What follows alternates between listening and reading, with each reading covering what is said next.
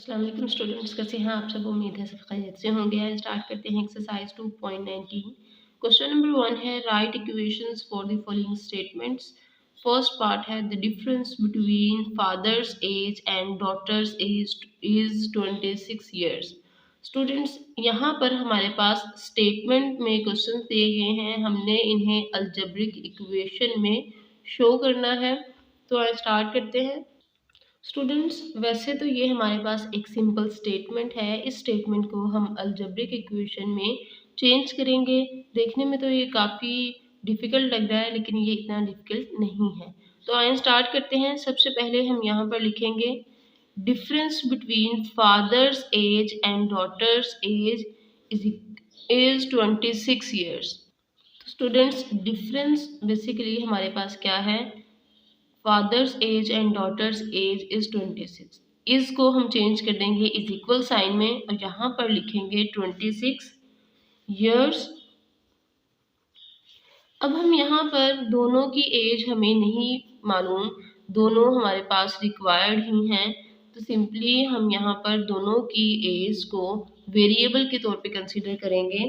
तो वेरिएबल किस तरह से होगा, लेट फादर्स एज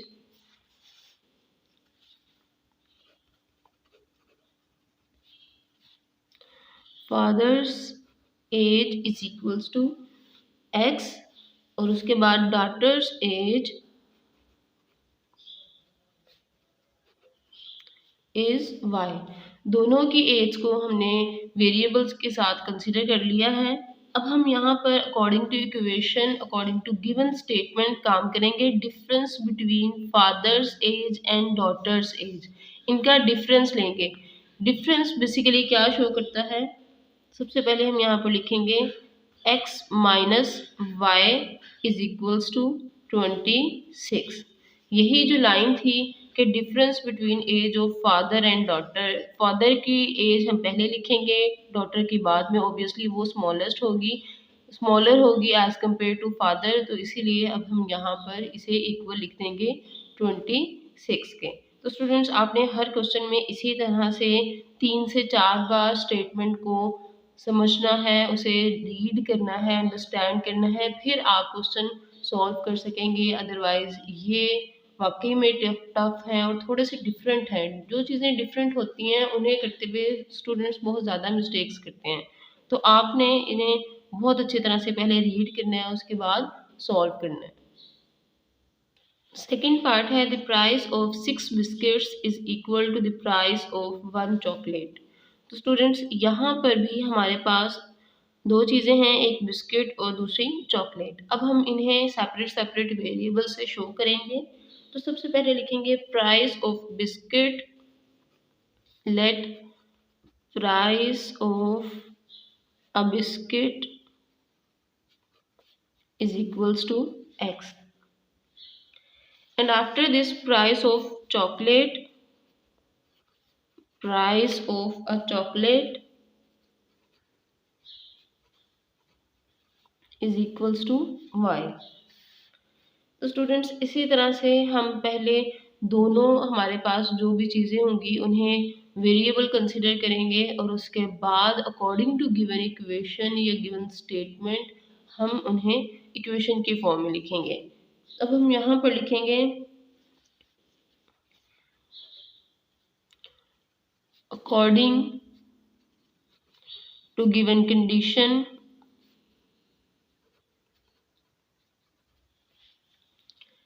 सिंपली एक बार फिर से चेक करें, प्राइस ऑफ 6 बिस्किट्स, एक बिस्किट की प्राइस x है और हम ये ऑलरेडी जानते हैं कि हमें जब एक चीज़ की प्राइस बताओ, हमें ज़्यादा की फाइंड आउट करनी हो, तो हम उतने ही नंबर्स को उस 1 प्राइस से मल्टीप्लाई करते हैं। तो इस तरह से हम फाइंड आउट कर लेते हैं। जैसे एक पेंसिल है वो 10 रुपीज़ की है, अगर हमने 5 पेंसिल्स की प्राइस फाइंड आउट करनी है तो हम 5 को 10 से मल्टीप्लाई करते हैं। ये जो कॉन्सेप्ट मैंने आपको बताया है ये बहुत इंपॉर्टेंट है इस एक्सरसाइज के लिए, स्पेशली जो स्टेटमेंट क्वेश्चंस होते हैं उनके लिए। तो स्टूडेंट्स, यहाँ पर हमारे पास कितने बिस्किट्स हैं, 6, और एक बिस्किट की प्राइस है x। तो 6 बिस्किट्स की प्राइस हमारे पास होगी 6x इज इक्वल्स टू की वजह से यहाँ पर हम इक्वल साइन लगा देंगे। The price of one chocolate. तो प्राइस ऑफ वन चॉकलेट क्या है हमारे पास y। तो स्टूडेंट्स इस तरह से हम इन्हें यहाँ पर शो करेंगे। आपने क्वेश्चन की स्टेटमेंट को ही बस ध्यान से पढ़ना है। अगर उसमें आपकी अंडरस्टैंडिंग क्लियर ना हो सकी तो आप क्वेश्चन सॉल्व नहीं कर सकेंगे, फिर टोटली रॉन्ग होगा ये क्वेश्चन। इसमें सिर्फ ये 3 स्टेप्स हैं, अगर इनमें से भी आपने किसी को मिस कर दिया तो ऑब्वियसली आपको 0 मार्क ही मिलेगा। तो इसलिए पहले अपनी स्टेटमेंट को अच्छी तरह से अंडरस्टैंड करें, उसके बाद वेरिएबल्स को लिखें, नेक्स्ट आप अकॉर्डिंग टू कंडीशन यहाँ पर इक्वेशन बनाएं। और अगर आपको समझ नहीं आता तो आप वीडियो को अगेन वॉच करें, 2 to 3 टाइम्स अगर आप वॉच करेंगे तो आप बहुत अच्छे से अंडरस्टैंड कर सकेंगे क्वेश्चन को। स्टूडेंट्स थर्ड पार्ट है, if a number is added to 3 times of another number the sum is 25।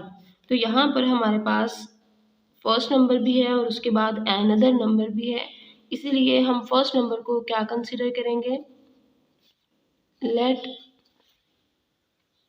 A number is equals to x। जो नंबर फर्स्ट पोजीशन पे होगा या पहले कंसिडर किया होगा, पहले यहाँ पर स्टेटमेंट में उसे मेंशन किया है, उसे हम x वेरिएबल के इक्वल कंसिडर करेंगे। एन अदर नंबर, तो सिंपली हमारे पास एन अदर नंबर क्या है, another number is equals to y। Students simply हमारे पास जो if a number is added to 3 times of another number, ये जो अनदर नंबर है इसका अगर हमें 3 टाइम्स फाइंड आउट करना है तो हम सिंपली इसे 3 से मल्टीप्लाई करेंगे। अगर क्वेश्चन में ये होता twice of a number means 2 times of a number, तो हम उसे 2 से मल्टीप्लाई करते। ये कॉन्सेप्ट बहुत इंपॉर्टेंट है, इसे थोड़ा सा अंडरस्टैंड करें कि अगर 3 टाइम्स होगा तो हम उसी वेरिएबल को 3 से मल्टीप्लाई कर देंगे, 4 टाइम्स होगा तो हम उसे 4 से मल्टीप्लाई कर देंगे, 5 टाइम्स होगा तो हम उसे 5 से मल्टीप्लाई कर देंगे। इसी तरह से कोई भी नंबर हमारे पास हो सकता है, और अगर हमें वो 8 टाइम्स लिखना हो तो हम उसे 8 से मल्टीप्लाई करेंगे। जो भी हो हम इसी तरह से उसके साथ नंबर को मल्टीप्लाई करते चले जाएंगे। तो स्टूडेंट्स ये हमारे पास है फर्स्ट नंबर और ये है सेकेंड नंबर। अब अकॉर्डिंग टू कंडीशन काम करेंगे। According to given condition,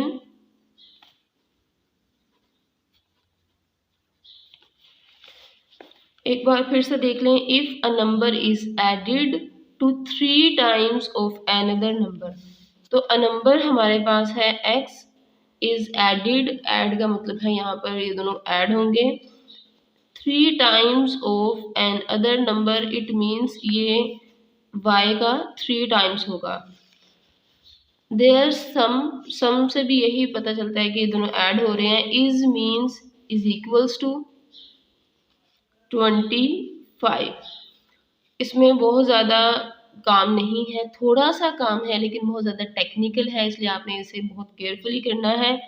according to जो हमारे पास स्टेटमेंट है उसकी कंडीशन है, इसी तरह से आपने ये इक्वेशन बनानी है। इसमें ज़रा से भी अगर मिस्टेक हो गई तो वो समझें क्वेश्चन आपका क्रॉस हो जाएगा और फिर आपको कोई भी मार्क नहीं मिलेगा।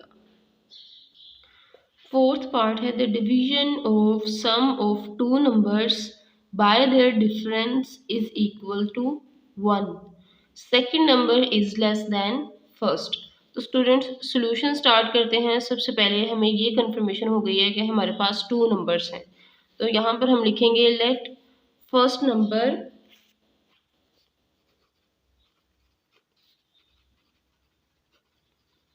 इज इक्वल्स टू x, और उसके बाद सेकेंड नंबर है हमारे पास, second number is equals to y। अब इसमें बहुत केयरफुली काम करना है, ये काफ़ी ट्रिकी क्वेश्चन है। द डिवीजन ऑफ, पहले यहाँ पर हम ये लाइन लिखेंगे अकॉर्डिंग टू गिवन कंडीशन। तो स्टूडेंट्स एक बार फिर से देखें, द डिवीजन ऑफ, डिवीजन को हम मोस्टली इक्वेशंस में इस साइन से शो करते हैं जिसे हम ओवर साइन कहते हैं, जैसे बाय 2/3 या 2/3। तो ये हमारे पास ओवर साइन है या हम इसे बाय भी कहते हैं, ये सिंपली डिवीजन को ही शो करता है। तो यहाँ पर हम लिखेंगे द डिवीजन, ये है डिवीजन साइन, ठीक है, ये हमारे पास है division sign. Division of sum of two numbers, तो सम ऑफ टू नंबर्स की वजह से हम इन दोनों को ऐड कर देंगे। Sum of two numbers by their difference, their difference का मतलब है इन्हीं दोनों नंबर्स का डिफरेंस होगा। इज इक्वल्स टू, यहाँ पर इक्वल साइन होगा। नेक्स्ट है 1, तो यहाँ पर हम 1 लिख देंगे। स्टूडेंट्स एक बार फिर देख लें, the division of sum of two numbers, ये हमने सबसे पहले डिवीजन साइन शो किया, sum of two numbers show किया बाय देयर डिफरेंस, उसके बाद इन्हीं नंबर का डिफरेंस हमने यहाँ पर शो किया है। तो ये हमारे पास किसके इक्वल है, 1 के, इज इक्वल्स टू 1, तो इसलिए हम यहाँ पर 1 लिखेंगे। ये क्वेश्चन वाकई में काफ़ी ट्रिकी है, तो आप ज़रा ध्यान से इसे सॉल्व करें ताकि इसमें कोई भी मिस्टेक ना हो। स्टूडेंट्स फिफ्थ पार्ट है, twice of any as increased by 7 years becomes y years। तो सबसे पहले हम यहाँ पर ये जो एनी एज है इसे लेट करेंगे, let age is equals to x।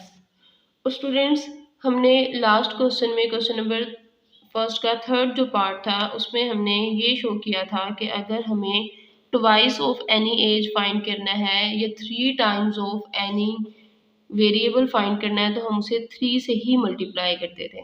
तो जैसे अगर हमें यहाँ पर 3 times ऑफ x फाइंड करना हो या 3 times of any number find करना हो, तो हम उसे 3 से मल्टीप्लाई करते हैं। लेकिन यहाँ पर हमारे पास है twice of any age, age को हमने x कंसिडर किया है, ट्वाइस ऑफ एज का मतलब है यहाँ पर हम 2 को x से मल्टीप्लाई करेंगे। इसीलिए सबसे पहले हम यहाँ पर इस चीज़ को अंडरस्टैंड करेंगे कि ट्वाइस ऑफ एनी एज का क्या मतलब है, कि हमने जिस एज को कंसिडर किया है उसे 2 से मल्टीप्लाई करते हैं। यहाँ पर अब हम लिखेंगे अकॉर्डिंग टू गिवन कंडीशन,